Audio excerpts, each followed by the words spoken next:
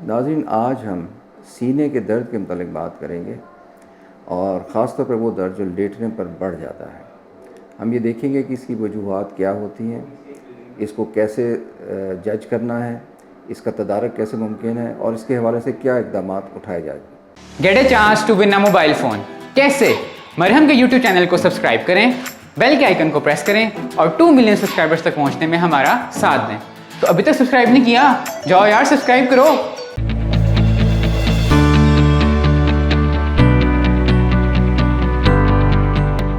ناظرین، میرا نام ڈاکٹر عاصم اللہ بخش ہے اور میں اسپیشلسٹ فیملی فزیشین ہوں۔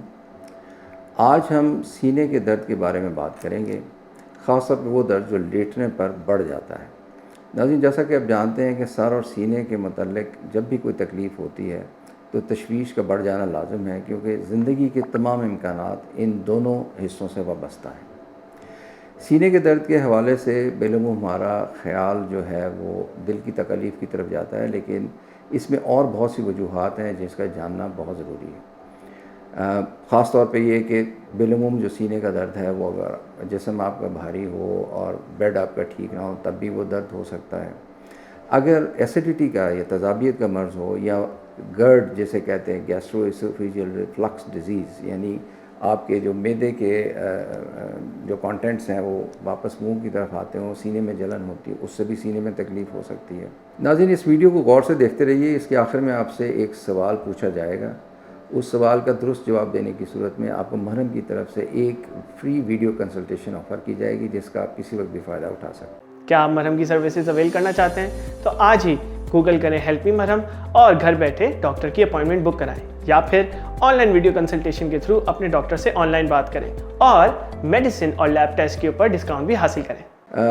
سینے کی کچھ ایسی چیزیں جو بالکل واضح ہیں، یعنی اگر ہم باہر سے شروع کریں، چوٹ لگتی ہے کوئی اگر پسلیوں پہ یا آپ کے چھاتی پہ، تو اس سے بھی درد ہوتا ہے۔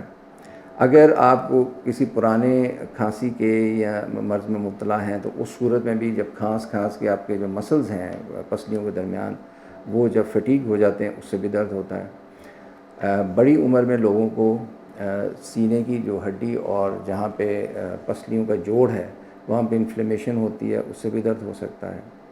سانس کی بیماریاں بھی بہت سی اوقات میں ایسی درد پیدا کرتی ہیں، جیسے نمونیا ہے، پلورسی ہے، یعنی پلورا جو آپ کے لنگس کا جو کورنگ ہے اس میں اگر انفیکشن ہو جائے وہ بھی پرابلم پیدا کرتی ہے۔ یا جو لوگ پرانے کھانسی کے مریض یا سگریٹ نوشی کرنے والے لوگ ہیں، یا ایسے افراد ہیں جو ایسی انڈسٹری میں کام کرتے ہیں جہاں دھواں یا کیمیکل زیادہ ہیں اور ان کے جو سانس کی نالیاں ہیں وہ مسلسل سوزش کا شکار رہتی ہیں، ان کو بھی یہ درد ہوتا ہے۔